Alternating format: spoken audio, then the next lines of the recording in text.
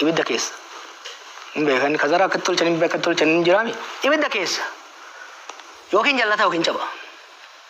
Jallatee garuu itti fufuu hin danda'u jechuudha.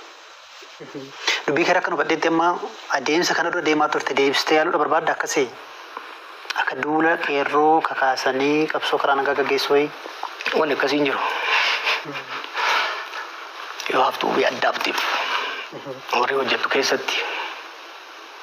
Amma I just want conversation. Haasaan barbaada amma. Haasaan barbaada. Bakka san hin geenye. Karaan qabsoo baay'ee jira. Karaa irra deddeebinu. Karaan tooftaan haaraa baay'ee jira. Modern era. Gaafan biyya alaa dhaqu. Generation faaltookii turre. Generation Facebook idammoo generation Twitteriiti. Maali TikTokiiti. As technology changes, society keessa waggaa jijjiiramu, strategy keessa waliin jijjiirama. An amma achillee hin jiru. Amma waa'ee qabsootu haasaan jiru, waa'ee sirna kana goonaa miti. We need to have a conversation akka Oromoo salphannee jirra. We have let down the Ethiopian people. Ummata Oromoo qofa osoo hin ta'in ummata Itoophiyaa, ummata gaanfa Afrikaa we have let them down. Liability taaneera. Ummata guddaa dhanu. Baay'inaanis teessuma lafaatinis Somaaliin irraa abdii qaba. Dhayin lola isaa wajjin seen. Har'a mootummaan abbii Oromoon hin lola, Amaaraan hin lola, Tigreen hin lola, Eertiraan hin lola, Somaaliin hin lola. No. Oromoon ummata kana hunda wal taasisee wal hin dhaga'ee naannoo gaanfa Afrikaa kana seenaa jeequmsaa seenaa lolaa keessaa baasee tasgabbeessee hiyyummaa bara baraan uummanni naannoo kanaa hundi ittiin beekamu keessaa baasee jaaruuf kan danda'u Oromoodha. Maaliifi risoorsiidha qabna, dhugaa qabna, lafa bal'aa qabna, aadaa qabna, gadaa qabna.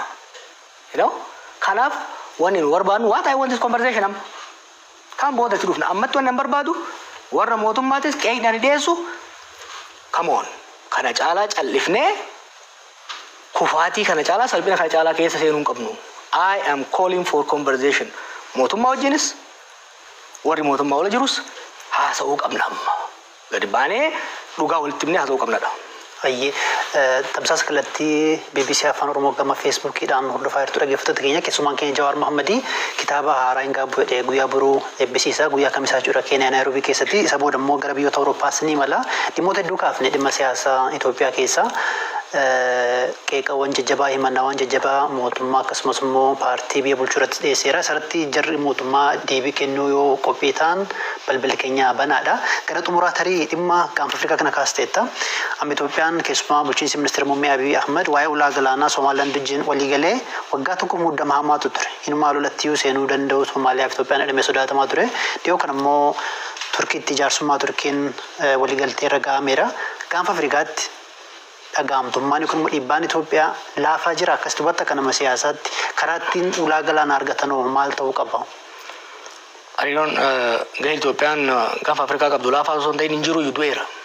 Diplomaasiin Itoophiyaa du'eera. There is no diplomacy. Itoophiyaan anchor state turte.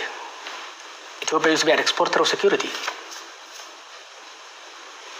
Zamana Mallasis Sandro Sote keessattuu zamana Mallas zamana Haile Sillaasees.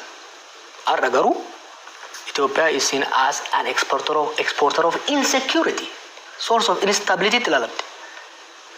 Sirni amma jiru kun biyyoota ollaa kana hunda wajjin sadarkaa walaa caalu malee wal lola keessa jira. Gaaffachuun biyya tokko anchor state exporter of security ka godhu dura keessa isaatti tasgabbii qabaate. Ollaa wajjin immoo wal hubannaa irraa ka jaawaa taate anchor state jedhamee ilaalama. Amma garuu keessatti wal nyaata keessatti biyya diigaa lola keessa jira ollaadhaan immoo lolaa jira. Waa'ee ulaa galaanaa Itoophiyaan ulaa galaanaa barbaachisa yes. Itoophiyaan ulaa galaanaa kan daldalaa qofa osoo hin ta'in neevii illee qabaachuu qabna. Maaliif qabaachuun keenya garuu Itoophiyaa qofaaf miti. Itoophiyaan dinagdee guddaas kan qabdu waraana guddaas kan qabdu uummata guddaas kan qabdu naannoo kanatti Itoophiyaadha. Naannoo kanatti humnoonni bakka fagoo irraa dhufan ulaa galaanaa Red Sea fi Indian Ocean kanarratti sochii guddaa godhaa jiran. Biyyoonni naannoo kana dantaa bishaan irraa qaban eegsifachuudhaaf humna kophaa isaaniitiin deemuu danda'an tumsa Itoophiyaa isaan barbaachisa. Itoophiyaan kana wanni humnaan godhuudhaaf deemtuuf hin jiru. Dantaan keenyaaf dantaan Somaaliyaa, dantaan keenyaaf dantaan Eertiriyaa kan wal falleessu miti. Eertiraan akka biyya tokkotti biyya walabaa siyaasa walabaa taatu malee diinagdeen isii Itoophiyaa irraa walaba ta'uu hin danda'u. Economically dependentiidhaan wajjin. Garuu humnaanis irraa fuudha. Sindaan maca gaafa jetteen yaraan fedhellee taatu hamma fedhetti onnetu dhiitata. Dippiloomaasiidha gaafata. Uummanni Somaaliyaa keessattuu waggoota jahan dabretti ani bakka hundatti yeroo wal mormaa turre Abiy wajjin bakka hundatti Abiy waan tokko hin dhufeen waraan ture. Imaammata Somaaliyaa irratti gaggeessuun. Yeroo dheeraadhaaf mootummoonni dhufaa dabran dhimma Somaaliyaa keessa seenanii jeequudhaan Somaaliyaas laaffisanii Itoophiyaafis madda rakkoo ta'aa turan. Abiy waggoota 5 aangoo irra ture kana gochuu dhabuun isaa galateeffatamuu qaba ture. Bara dabre ol sadan waan rakkoo guddaa nuuf Somaaliyaa jidduu osoo hin ta'in sadarkaa addaatti godhamu keessa seenan. Qophii malee, tarsiimoo malee, tumsa odoo hin jaarratiin itti deemame. Bifa adda addaatiin balaaleffannaa dippiloomaasii bahaa dhihaa. Chaayinaaf Ameerikaan dura ol ta'e. Dippiloomaatiik ayisoleeshinii keessa nu seensisee jechuudha. Dhiibbaan sun amma Abiy harka kennatee akka mallatteessu isa godhe. Credibility is the currency of foreign diplomacy Tony Blair. Credibility mootummaa Itoophiyaa sirna mootummaa Itoophiyaa baay'ee gadi bu'ee jechuudha. Kanaaf ulaa galaanuu barbaachisaa warri didees hin jiru bar. Biyyoonni ollaa jiran kun nu barbaadan ta'e ni daas. Because ikonomii guddaa jira, potentiaalii guddaa jira, uummata guddaa jira. Sochiin daldala naannoo kanaa immoo laaffataadha. Nurratti wal loluu qaban turan Jibuutiinis Eertiraanis hundumtu. Garuu immoo gaafa ati qoma dhawattee nam fudhadha jettee humnaan deemte kafa hunduu dura dhaabate jechuudha. Kanaaf waan irraa baratamuu qabudha. Dongora guddaatu hojjetame. Rakkoon waggaa jahan kan agarre tokko maali?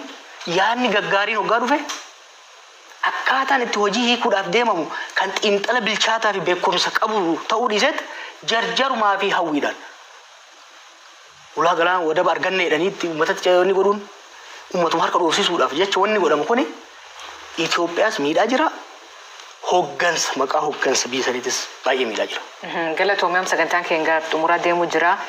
Saatiin sii kennaa kiyyaat gabaabaa dabarfachuu dandeettu kaameraan kee kan uummataan haasawuu barbaadde. Daqiiqa gabaabaa keessatti. Uummata haasaa ture meemmoo. Gammalee uummata. Directly yaada yoo qabaatu. Rakkoon jiru uummata kiyya galmatti fuula isaa keessa ilaalaa ittiin haasa'aa warri BBC hedduu ulfaadha.